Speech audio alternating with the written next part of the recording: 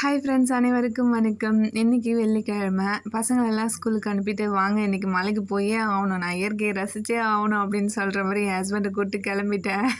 ஆக்சுவலாக எனக்கு தூக்கம் வருதுன்னாங்க. உனக்கு தூக்கம் வந்தால் அப்புறம் தூங்கிக்கலாம், என் கூட ஃபஸ்ட்டு வா அப்படின்னு சொல்லிட்டு தூங்க விடாமல் டார்ச்சர் பண்ணி கூப்பிட்டு மலைக்கு வந்துட்டேன். எடுத்த உடனே பார்த்திங்கன்னா செம்ம சூப்பராங்க, மஞ்சள் மஞ்சள்னு மரம் பூரா மஞ்சள் அரைச்சி போட்ட மாதிரி அப்படி ஒரு பூவு.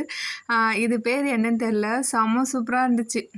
நெடுக்க இருந்துச்சு இந்த மரம் ஃபுல்லாகவே மஞ்சள் மஞ்சள்னு பூ பூத்து பார்க்கவே கண்கொள்ளா காட்சி அழகாக இருந்துச்சு. நெக்ஸ்ட்டு பார்த்திங்கன்னா எங்கள் ஊரில் இந்த தண்ணி டேங்க் இருக்குல்ல, அங்கே வந்து மலை மேலே வந்து ஒரு சப்போட்டா மரம் இருக்கும். அங்கே எப்பயுமே வந்து செம்மையாக காய் இருக்கும். நானே எப்பயாச்சும் தான் போவேன், வருஷத்துக்கு ஒரு தடவை தான் போவேன் மலைக்கெலாம், ரெகுலராலாம் போக மாட்டேன். அங்கே போய் மலையில் போய் பறிக்கிற அளவுக்கு யாரும் மக்கள் நடமாட்டம்லாம் கொஞ்சம் கம்மியாக தான் இருக்கும் அந்த சைடில். டேங்க் ஆப்ரேட்டர் அப்படி தான் போவாங்க. நான் என் ஹஸ்பண்ட் வந்ததுனால கூப்பிட்டு போனாங்க. அங்கே ஒரு மரம் இருந்துச்சா, ஆஹா இயற்கையாக ஒரு சப்போட்டா காயை பறித்து அப்படியே படுக்க வச்சு சாப்பிட்லான்னு சொல்லிட்டு ஒன்றும் இல்லை, நிறைய பறிச்சிட்டேன். அப்புறம் என் ஹஸ்பண்டும் பறித்தாங்க. கொஞ்சம் எட்டாமல் வேறு இருந்துச்சா, பார்க்குறதுக்கு கொஞ்சம் சின்ன சைஸாக தான் இருக்கும், ஆனால் டேஸ்ட்டு வந்து சூப்பராக இருக்கும். இதுக்கு முன்னாடி நான் சாப்பிட்ருக்கேன். பறித்து வச்சாச்சு. என்ன ஒன்று, கையெல்லாம் ஒரே பாலாக பிசு பிசுன்னு ஒட்ட ஆரம்பிச்சிடுச்சு. அங்கே போயிட்டு இந்த ஆயிலெலாம் தேட முடியாதுல்ல, எப்பயுமே எண்ணெய் வச்சு துடைச்சா தான் போகும். இவ்வளோ தான் பறித்தது. நெக்ஸ்ட்டு வந்து அடுத்ததாக என்ன பண்ண போகிறேன்னா சப்போட்டாவை பறிச்சாச்சு. அப்படியே அங்கே பார்த்தீங்கன்னா இந்த நன்னாரி இது இருக்குல்ல, அதை பார்த்தேன். இது நோண்டுனா வாசனை வரும்னுவாங்க மாமா. நான் இது வரைக்கும் ஸ்மெல் பண்ணதே இல்லை மாமா. சரி, நீட்டாக வருது.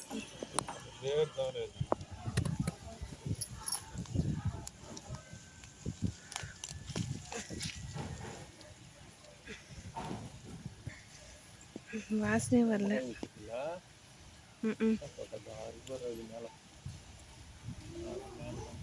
நன்னாரி வாசனை வருது மாமா.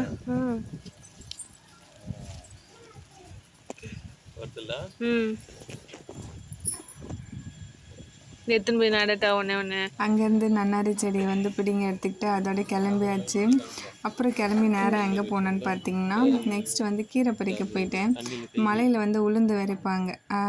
இப்போ வந்து சீசனுக்கு வந்து கீரை வந்து நிறைய இயற்கையாகவே நிறைய கிடைக்கும். என்ன கீரைனா இந்த பண்ணைக்கீரைன்னு சொல்லுவாங்க. இது வந்து உளுந்தில் வந்து நிறைய இருக்கும். முடக்கத்தான் கீரை ஃபஸ்ட்டு இருந்துச்சு. சரி ஃபஸ்ட்டு உளுந்தில் போயிட்டு நம்ம அந்த பண்ணைக்கீரைன்னு சொல்லுவோம்ல, அதை பறித்து எடுத்துப்போம். அதுக்கப்புறமா முடக்கத்தாங்கீரையை பறிச்சுப்போம் லாஸ்ட்டாக. ஏன்னா முடக்கத்தாங்கீரை வந்து சீக்கிரமாக வாடிடும். அதனால நான் உளுந்து தான் இது ஃபுல்லாகவே விரைச்சிருந்தாங்க. இதில் போயிட்டு உளுந்தில் இதுதான் வந்து பண்ணைக்கீரை. செம்மையாக இருக்கும், சூப்பராக இருக்கும். எப்படி சொல்கிறது, இயற்கை வந்து ஒன்று கொடுக்குதுன்னா அது எப்பயுமே வந்து குவாலிட்டியாக ஆர்கானிக்காக ஸ்பெஷல் தானே, சூப்பராக இருக்கும். மழை டைமில் தான் இந்த கீரை கிடைக்கும். இந்த கீரை, அப்புறம் குமுட்டி கீரைன்னு சொல்லுவாங்க, அது இது எல்லாமே இந்த உளுந்தில் மலை மேலே போட்டிருக்க அந்த நிலத்துல தான் நிறைய இருக்கும். பார்க்கவே செம்ம அழகாக இருந்துச்சு இந்த வியூவு, சூப்பராக இருந்துச்சுங்க. அப்புறம் என்ன, கீரையை ஒன்று ஒன்றா பிச்சு பிடிங்கி எடுத்து வச்சுக்கிட்டு ஓரளவுக்கு பறிச்சிட்டேன். பறிக்க ஆசையாக இருக்கும், அவ்வளோ கீரை இருந்துச்சு. நான் ஆனால் தேவையான அளவுக்கு தான் கொஞ்சமாக பறிச்சிக்கிட்டேன். நிறைய பேர் என்ன பண்ணுவாங்க, பறித்து எடுத்துகிட்டு போய் விற்றுடுவாங்க. அதாவது இந்த டவுன் சைடில் கொஞ்சம் எடுத்துகிட்டு போய் விற்றுடுவாங்க மெயின் இடத்துல.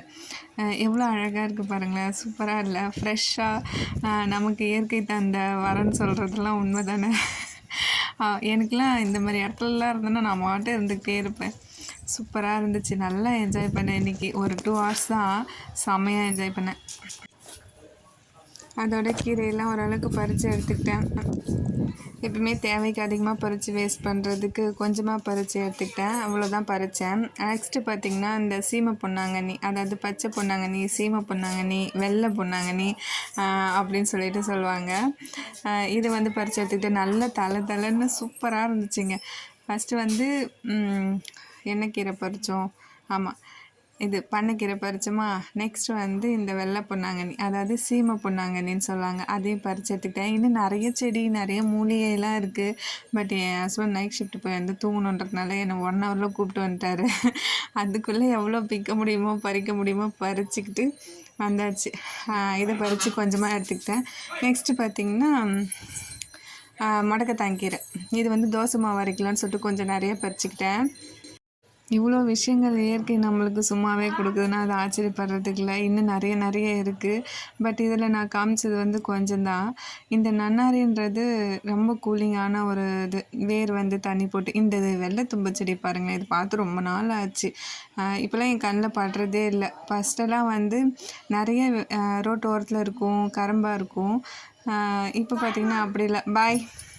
நான் பண்ணைக்கீரைன்னு சொன்னேன்ல, அதனோட பூ இப்படி தான் இருக்கும். இது நல்லா முத்துச்சுன்னா அப்படி தான் இருக்கும். நான் இந்த கும்ட்டி கீரையை தேடி தேடி பார்த்தேன். இது ஃபுல்லாகவே தேடினேன், என் கண்ணில் ஆப்படவே இல்லை. சரி நெக்ஸ்ட் டைம் அப்புறம் வந்தால் பார்த்துக்கலான்னு சொல்லிட்டு கிளம்பிட்டேன். இது வந்து பார்த்திங்கன்னா ஓர் இதழ் தாமரை. ஓர் இதழ் தாமரை தெரியும்ல, இப்படி தான் இருக்கும். இது வந்து கசக்காது. இந்த இலை சூப்பராக இருக்கும் சாப்பிட, வழுவழுப்பாக.